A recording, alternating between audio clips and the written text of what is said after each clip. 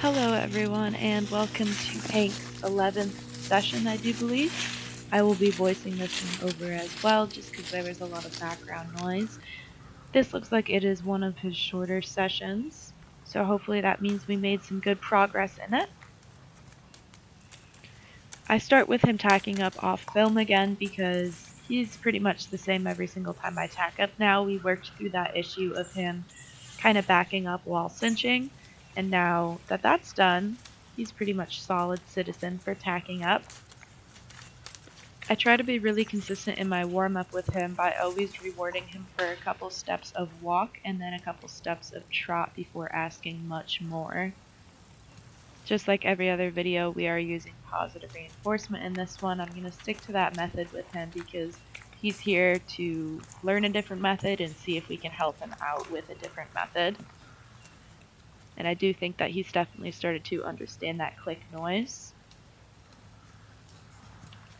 And last session, I do believe, was our really rough session.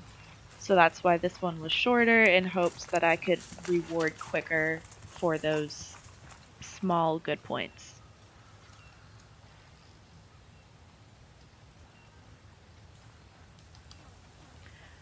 I don't know if it falls true for everyone, but I always find that working with a sensitive horse or a horse that has had some sort of incident or is unsure about something, or even maybe one that hasn't had an incident and is just more on edge than the rest, it's better to be very quiet and forgiving of them than to push them through things.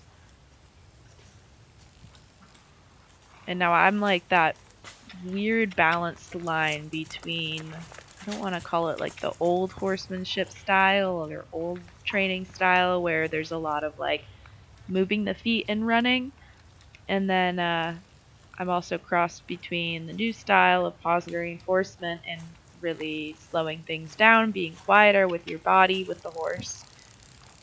I definitely know that there is a need for safety with the horse, and sometimes the quickest way to get there isn't always that soft, gentle way. But if I can do that and the owner wants that and I have the time allowed for that, then I absolutely will.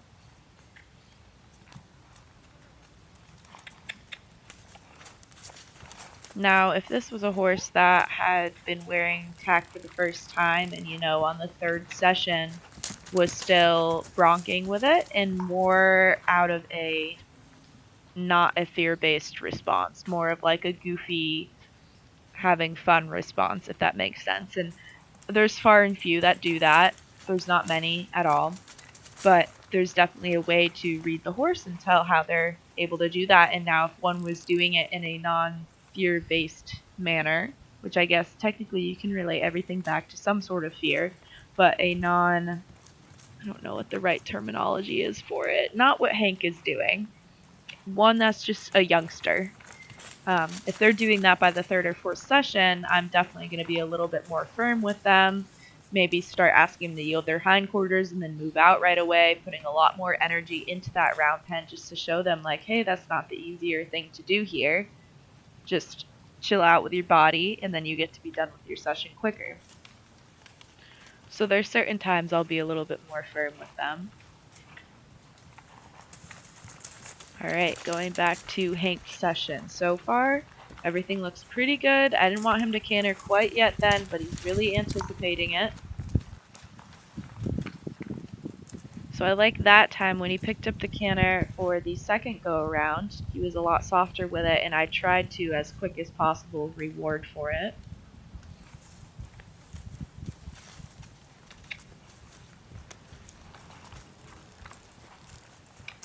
And my hope in using the positive reinforcement with all of this is that he'll start to slow down his thinking and maybe be looking for that reward a little bit. But also, some horses just connect better through different training methods. Like maybe positive reinforcement is the way to get his mind to open and relax. Right then, when I kind of surprised him with the whip touch like I did in the last session, it nearly wasn't as bad of a reaction. But he also is stationary, he's not in motion.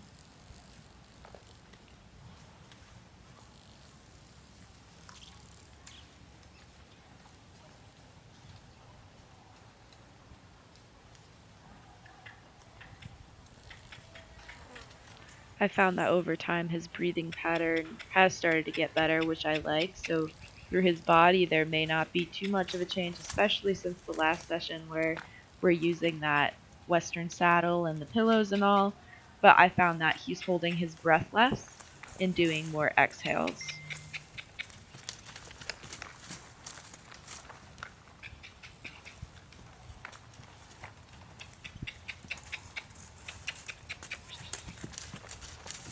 So that was a good throw where I'm able to work on a little bit of that stick and string on the hind end in motion. Today is basically a repeat of yesterday. I'm just trying to get everything looking smoother, calmer, and get him through the material quicker.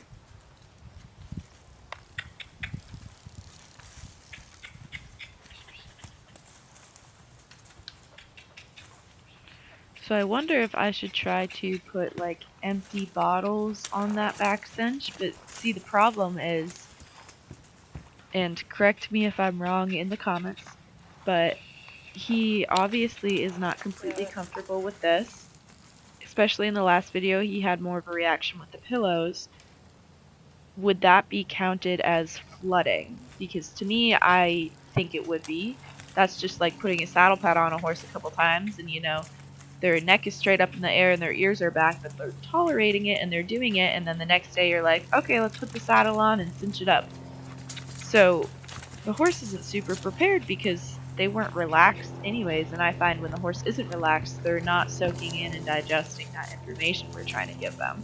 So for me to put bottles off of those, I don't know what to call them, those like rear leather tie straps, I'm totally butchering what they're called, wouldn't be super fair, because if he wasn't comfortable with the soft pillows that don't make noise, the noisy ones that still bounce on and off his side may be a little bit more worrisome to him.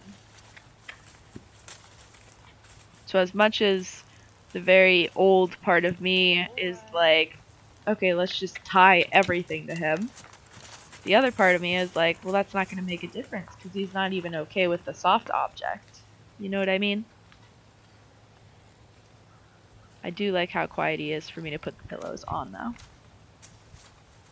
Today's reaction is heaps better, I think. Again, a little discomfort there. I'm also adding the whip to the hindquarters still.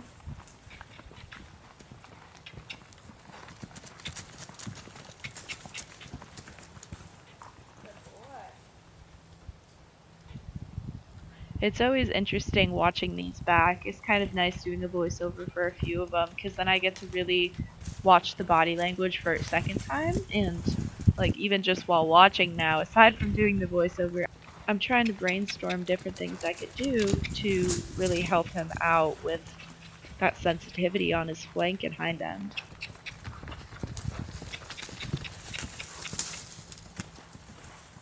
You can tell in his striding too, and the way he places his legs and how he kind of bounces through the gait and is a little bit more frantic with how he's placing those hind feet.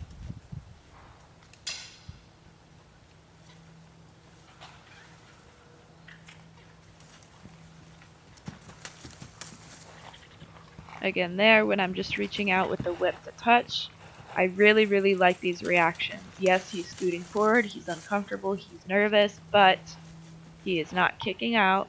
He's not completely bolting forward. He is a lot better than yesterday with that, so I'm going to reward it. Again, with any training, what we're looking for is progress, not perfection, so I can't expect him just after one session to be completely fine with everything. But I do like the progress here. I like that there wasn't a kick out despite him being very uncomfortable. And I like that he's not completely losing his brain. He's trying to think it through. Because what we're trying to help these horses do is work through their problems and kind of know how to understand and react when they have these, I don't know if the right term is emotions, but these feelings about certain things. We have to give them the tools to know how to manage the relaxation.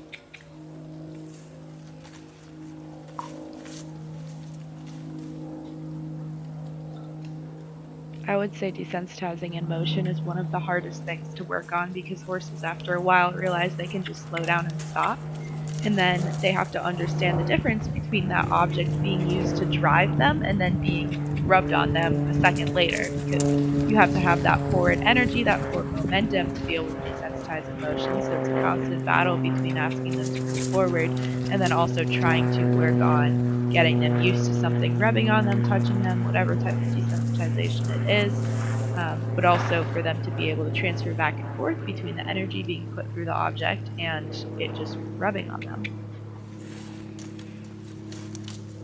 Good. There we go. That was a lot better.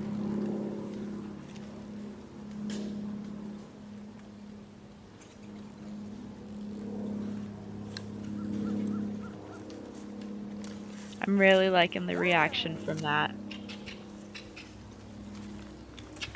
I'm very impressed with him today. It may be a short session, and we may not have added anything new in at all, but his mindset was much better today. He was a lot calmer. Good boy. Thank you guys so much for joining Hank on his 11th session, and I hope you stay tuned for the next one.